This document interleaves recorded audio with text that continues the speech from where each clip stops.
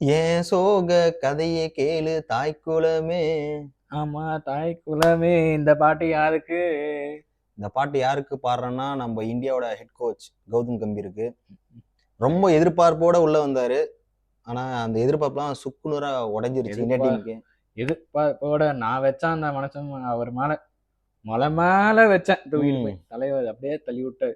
ஏன்னா KKR trophy அடிச்சதா, KKR trophy அடிச்சா ரைட்ரா WTC final நம்மளுக்கு வீட்டுக்கு அனுப்புங்கடா பார்சல் வீங்கடா அது இது நாங்களாம் இங்க சவால் விட்டு பார்த்தா கடைசியில ஃப்ளைட் டிக்கெட் போட்டு வீட்டுக்கு போங்க பணம் ஆமா, கௌதம் கம்பீர் மேல நிறைய எதிர்பார்ப்பு இருந்தது. அவர் கண்டிப்பா கேகேஆருக்கு கப் அடிச்சதுக்கு அப்புறம் அவர் மேல எதிர்பார்ப்பு இன்னும் அதிகமாவே இருந்தது. ரேஸ்ல அவர் தான் ஃபர்ஸ்ட் இருந்தார் கோச்சா போறதுல. அதுக்கப்புறம் வந்து அவர் உள்ள டீம் என்ட்ரி ஆன பிறகுல இருந்து இந்தியா நிறைய லாசஸ், நம்மளோட ரெக்கார்டு எல்லாமே அப்படியே உடஞ்சிருச்சு. ஆக்சுவலி நோட்டபிள் லாஸ் வந்து ஸ்ரீலங்கால. ஆமா, ஸ்ரீலங்கா ஓடிஐ காலி.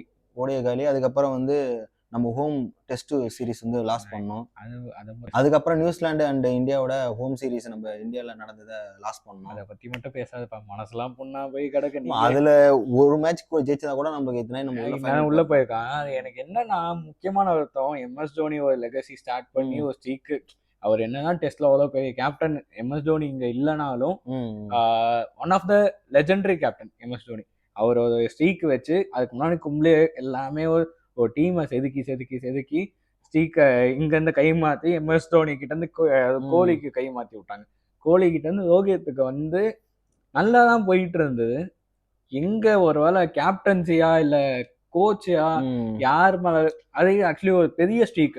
எல்லாம் வந்து ஒரு டெஸ்ட்ல வந்து அந்த ஒரு 10 இயர்ஸ் வச்சிருக்கிறது, அந்த அதுவும் ஒயிட் வாஷ் ஆகாம இவ்வளவு நாள் இருந்ததெல்லாம் இட்ஸ் சம்திங் ஒரு பெரிய விஷயம். ஒயிட் வாஷாக தவிர்த்துக்கலாம். ஆமா, ஒயிட் வாஷ் இல்லாம ஒரு மேட்ச் ஜெயிச்சிருந்தா நம்ம இன்னும் நம்ம ஸ்ட்ராங்கா இருந்திருப்போம். இன்னொன்னு என்னன்னா, கௌதம் கம்பீர் வேற குற்றச்சாட்டு என்ன, ஸ்டார் பிளேயர்ஸ் நோக்கி அவர் போறாரு, அவர் எதுவும் அவங்கள எதுவும் கை வைக்க மாட்டாரு அப்படின்ற ஒரு எதிர்பார்ப்பு அவர் குற்றச்சாட்டு அவர்கிட்ட இருக்கு.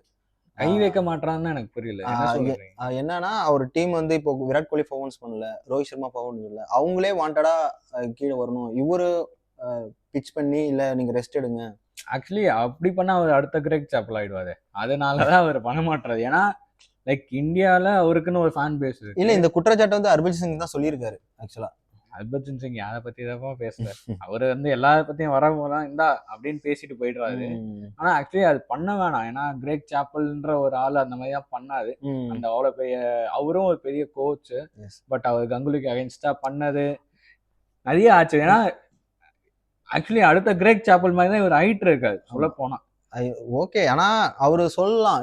ஏன்னா டீமோட வெற்றி ரொம்ப முக்கியம் இல்ல, அது ஃபுல்லா ஒரு சாம்பியன்ஷிப்னு போக முடியல நம்மளால. ஆக்சுவலி இப்பதான் இவ்வளவு இயர்ஸ்ல ஃபர்ஸ்ட் வாட்டி நம்ம WTC ஃபைனலும் சரி, ஒரு ICC ஃபைனலுக்கு போகாம ரொம்ப நாள் கழிச்சு. ஏன்னா கடைசியா அந்த T20 சூப்பர் 8ல வெளியே வந்தோம்.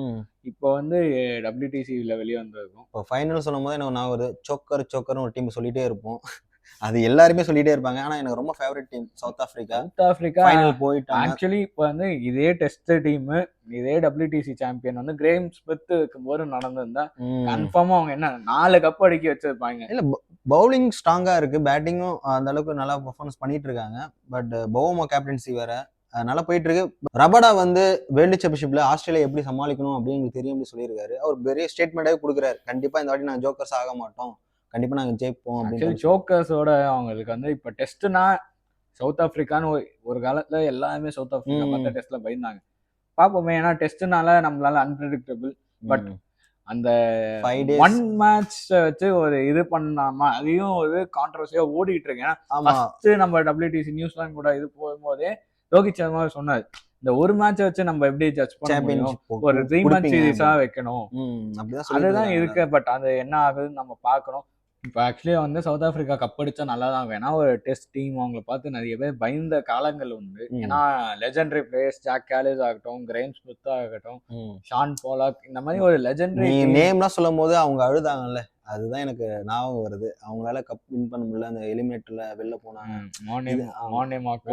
சரியான டீம், ஸ்டெயின், ஏபிடி வில்லியர்ஸ் எல்லாருமே, டூப்ளிசிசி எல்லாருமே ஃபீல் பண்ணாங்க. பட் இந்த சாம்பியன்ஷிப் ஆச்சும் அவங்க கையில கிடைக்கணும் அப்படின்னு நானும் ஆசைப்படுறேன். ஆக்சுவலி இப்போ சவுத் ஆப்பிரிக்கான்னு சொன்னோன்னே எனக்கு அந்த கனெக்ட் வந்து அப்படியே எடுத்துட்டு போய் JP2 டான் கிறிஸ்டின் எங்க வருது. அதான் கேள்விப்பட்டேன், பேசிட்டே இருந்தேன். என்ன சம்பவத்தை ஆக்சுவலி பார்த்த? என்னன்னா சிட்னி சிக்ஸர்ஸ் இருக்காங்களே, ஆமா, சிட்னி அந்த பிக் பேஷ். ஆமா பிபிஎல் பிக் பேஷ் பிரீமியர் லீக்ல வந்து என்ன நடக்குன்னா, சிட்னில அந்த டீம் பொறுத்த வரைக்கும் இன்ஜுரிஸ் நிறைய ஃபேஸ் பண்ணிக்கிட்டு இருக்காங்க. ஓகே. ஸோ இப்போ என்ன ஆச்சு, நேற்று ஒரு முந்தானேத்து ஒரு லாஸ்ட் மேட்ச்னு வச்சுக்கலாமே, லாஸ்ட் மேட்ச்ல என்ன ஆச்சுன்னா ஒரு கேட்ச் பிடிக்கும் போது கொலிஷன் ஆகி 2 பிளேயருக்கு ஆமா, இன்ஜுரி. இன்ஜுரி ஆச்சு. ஆமா, So, அந்த time- அன்கான்ஷியஸா போயிட்டாங்க. ஆமா, அதுல ஒரு பிளேயர் வந்து அன்கான்சியஸா போயிருக்காரு. ஸோ அப்போ என்ன ஆச்சுன்னு பார்த்தோன்னா ஆள் பற்றாக்குறை, ஆளே இல்லை அவங்களுக்கு. ஸோ என்ன பண்ணாங்க, டான் கிறிஸ்டியன் அதாவது அவரோட இது Coach. Assistant coach, okay. அவரே வந்து மேட்ச் ஆடி பவுலிங்கும் போட்டு விக்கெட்டும் எடுத்து பேட்டிங்கும் ஆடினாரு. இந்த ஃபார்மேட் வந்து ஐபிஎலுக்கு வந்தா எப்படி இருக்கும்னு நினைக்கிறேன். ஐயோ ஐபிஎல் வந்து எனக்கு ஜாலி தான், ஏன்னா சிஎஸ்கேல வந்து மைக்கசி வந்து ஆடுவாரு.